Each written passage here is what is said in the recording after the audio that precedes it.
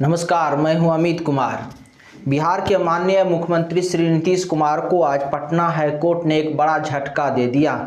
उनका dream project था ना, पिछले कुछ दिनों से माननीय मुख्यमंत्री जी जो है जातीय जनगणना कराने के काफ़ी इच्छुक थे और जातीय जनगणना के लिए उन्होंने जो है पूरे देश में पहले केंद्र सरकार से मांग की कि आप जो है नेशनल स्तर पर, राष्ट्रीय स्तर पर जो है जातीय जनगणना कराइए। अब जब नहीं वहाँ से बात बनी तो माननीय मुख्यमंत्री जी ने स्वयं घोषणा कर दी कि बिहार में जो है बिहार सरकार अपने खर्च पर, यानी कि अपने खर्च का अर्थात यहाँ पे समझ लीजिए कि जनता के टैक्स के पैसे पर जो है जातीय जनगणना कराएगी।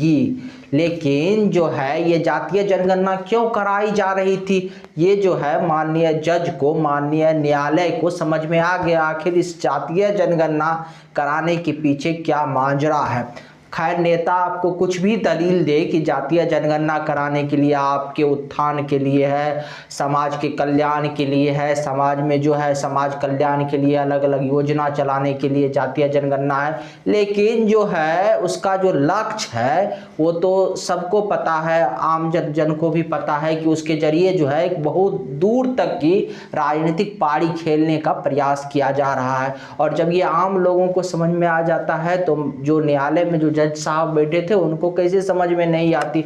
इसलिए जज साहब ने, यानी पटना हाई कोर्ट ने जो है फिलहाल जातीय जनगणना पर रोक लगा दी है।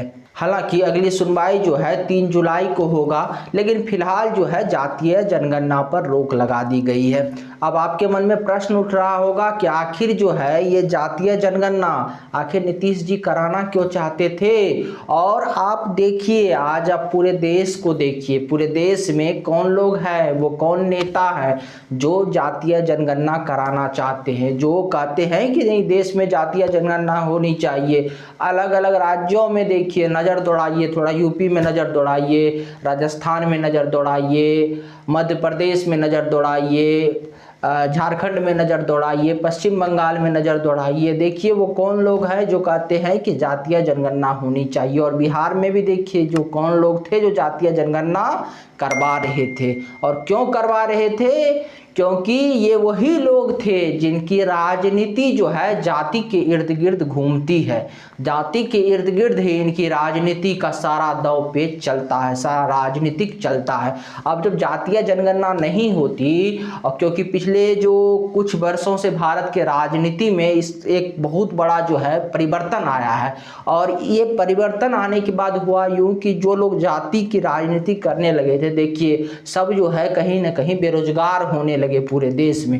अब अपनी बेरोजगारी मिटाने के लिए जो है जातीय जनगणना को सहारा बनाया गया, क्योंकि जब जातीय जनगणना देश में होगा तब ना फिर जो है 90 के दशक में जो है मंडल वर्सेज कमंडल की जो राजनीतिक शुरू हुई, 90 के दशक के बाद जो जाति की राजनीति की शुरुआत हुई देश में, और उसके परिणाम स्वरूप जो कई लोगों को रोजगार मिला, कई लोग MP बन गए, MLA बन गए, मुख्यमंत्री बन गए, और उसकी उनकी दूसरी पीढ़ी भी राजनीति में आ गई। तो कई लोगों को जो है जाति की जो राजनीतिक शुरू हुई 90 के दशक के बाद, उनको जो रोजगार मिला, अब वो बेरोजगार होने के कगार पे आ गए थे। इसीलिए जो है अब उनको अपनी बेरोजगारी दूर करने के लिए एक ही हथियार नजर आ रहा था, वो है जातीय जनगणना। इसीलिए जो है जब केंद्र सरकार ने जातीय जनगणना कराने से इनकार कर दिया, तो अब जो है जिन राज्यों में ऐसे लोगों की सरकार थी जो जाति के बदौलत जो है जिसको रोजगार मिल रहा था, वो अपने यहाँ अपने स्तर पे जातीय जनगणना राज्य सरकार के पैसों पे कराना शुरू कर दिए। जहाँ उनकी सरकार नहीं थी ऐसे लोगों की, वहाँ मांग करने लगे। यूपी में देखिए मांग हो रहा है जातीय जनगणना कराई जाए, जातीय जनगणना कराई जाए, यानी ऐसा लगता है कि सभी समस्याओं का समाधान केवल और केवल जातीय जनगणना है। तो अब लेकिन जो है जज साहब को ये बात समझ में आ गई, हाईकोर्ट को ये बात समझ में आ गई, और हाईकोर्ट ने फिलहाल जातीय जनगणना पर रोक लगा दी है। और अब देखिए जब जातीय जनगणना पर रोक लग गई तो भी अजीब अजीब तर्क आपको सुनने को मिलेंगे। पहले आपको क्या तर्क सुनने को मिलते थे कि जब देश में जातीय जनगणना होगी, राज्य में जातीय जनगणना होगी, तो जातीय जनगणना के बाद हमको पता चलेगा कि किस जाति में कितने लोग गरीब हैं, किस जाति में कितने लोग पिछड़े हैं, और उसका जो है हम कल्याण करेंगे। कहा तो यही जाता था ना, अगर आपको गरीब का ही कल्याण करना था, अगर जो लोग पिछड़े हैं उनका ही कल्याण करना था, तो इसमें जाति आप क्यों ढूंढने लगे? दरअसल क्योंकि आपको गरीब का कल्याण करना नहीं था, इसलिए आपने जाति ढूंढने लगे। अगर आपको लोगों का कल्याण करना ही था तो राजा के लिए तो जो है राज्य का सभी प्रजा समान होता है, सभी प्रजा के बीच एक गणना करा लेते, एक सर्वे करा लेते और उसमें एक निर्धारित कर देते कि जो है एक सीमा निर्धारित कर देते थे कि इससे जो नीचे लोग हैं उसको हम राज्य में गरीब मानेंगे, और फिर आपके पास आसानी से वो आंकड़ा आ जाता कि आपके राज्य में कितने लोग गरीब हैं, और जो लोग गरीब हैं उनको जो है आप जाति पाति से ऊपर उठ के जो है एक साँचे में डालते और उसके लिए जो है वेलफेयर के जन कल्याण का योजना चलाते। लेकिन आपका मकसद ये नहीं था, आपका मकसद था कि जातीय जनगणना के जरिए अपनी राजनीतिक साधना और अपनी राजनीति रोटी सेकना। लेकिन हाईकोर्ट ने तो पुनः इस पे जो है विराम लगा दिया।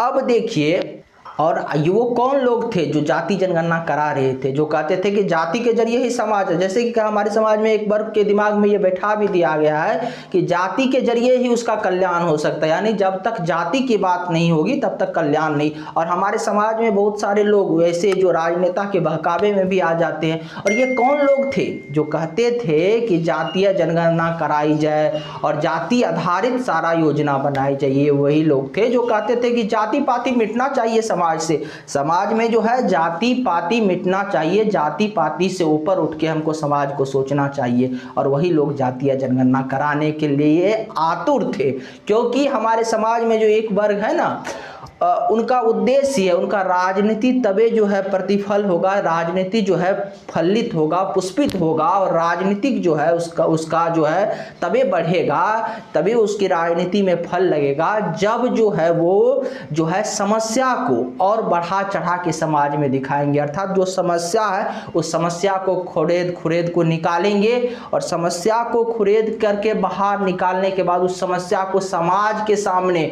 और विस्तार बना के रखेंगे। क्योंकि अगर सोच लीजिए वो समस्या ही समाप्त हो गई तो फिर उन लोगों की राजनीति कैसे चलेगी, फिर उन लोगों का दुकान कैसे चलेगा? इसीलिए समस्या रहने पर ही जो है उनकी जो है उनके लिए अच्छा है, उनके लिए फायदामंद है, और उनके राजनीति के लिए फायदामंद है। मान चलिए जाति जब समाप्त हो जाएगा तो जो जाति की राजनीति करने वाले लोग हैं उसका जो दुकान कैसे चलेगा? इसीलिए ये दूर की बात है, सिर्फ ऐसा बोला जाता है कि हम तो जाति जो है समाप्त करना चाहते हैं। और देखिए जातिवाद हो रहा है, जाति के कारण ये हो रहा है, यानी हर जगह आपको समस्या दिखाई जाएगी, लेकिन समस्या की समाधान के लिए कुछ भी नहीं किया जाएगा। ये राजनीति है, इसको ही राजनीति कहते हैं, विशुद्ध रूप से राजनीति है। और यही राजनीति आज जो है देश में कुछ लोग कर रहे हैं। बड़ी आश्चर्य की बात है कि हमारे देश में, हमारे राज्य में आज आपको कुछ ऐसे लोग मिल भी जाएंगे, जो एक तबका ऐसा मिल जाएगा जो ऐसे लोगों की बातों को मान के और उसको सही मान लेते हैं और वो जाति जनगणना के पक्ष में है।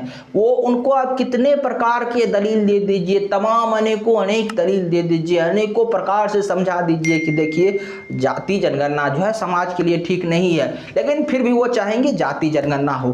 क्यों हो? क्योंकि उनको लगता है कि जाति, उनको बता दिया है उनके नेता ने कि जाति जनगणना होगा तो जो है आपका कल्याण होगा, आपका जो हक है वो दूसरे जाति वाले मार के बैठे हुए हैं। हालांकि उसको ये नहीं बताया जाता कि भाई जब संसाधन बढ़ेंगे, जब जो है वैकेंसी बढ़ेंगे, जब तमाम विकास होगा तब ना आपको उनके हिस्सेदारी मिलेगी।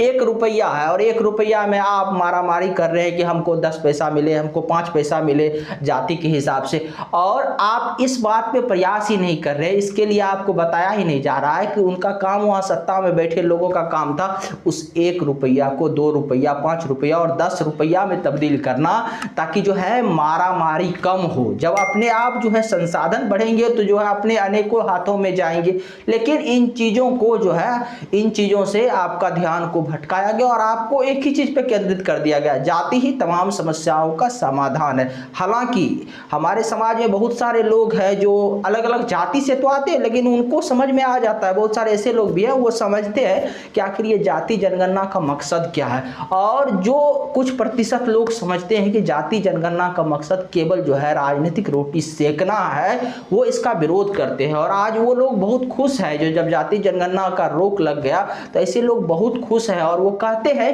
कि ये अच्छा हुआ, क्योंकि उनको पता है कि किस प्रकार से 90 के दशक के बाद जाति की राजनीति में जो है राज्य और देश उलझा और देश कितना पीछे चला गया, और खास करके बिहार जैसे राज्य जो है कितना पीछे चला गया, और वो उस दौर को वापस नहीं लाना चाहते। इसीलिए आज जब पटना हाईकोर्ट ने जातीय जनगणना पर जो है रोक लगाया तो ऐसे लोग जो खुश हो गए, क्योंकि उनको मालूम था कि क्या हुआ था, और जाति जनगणना के बाद उनको फिर ये डर सताने लगा कि 90 दशक के बाद जिस प्रकार से जाति के नाम पर कई प्रकार के घटना हुए, जिस प्रकार के तमाम चीज़ें जाति के नाम पर हुई, कहीं वो फिर ना शुरू हो जाए। और पटना हाईकोर्ट ने जब इस प्रकार के निर्णय लिया कि जाति जनगणना पर रोक लगाया दिया जाए तो ऐसे लोगों के बीच में जो है खुशी की लहर दौड़ उठी। अगर आपको हमारी जानकारी अच्छी लगी तो हमारे चैनल को सब्सक्राइब कीजिए, वीडियो को शेयर कीजिए। धन्यवाद, नमस्कार।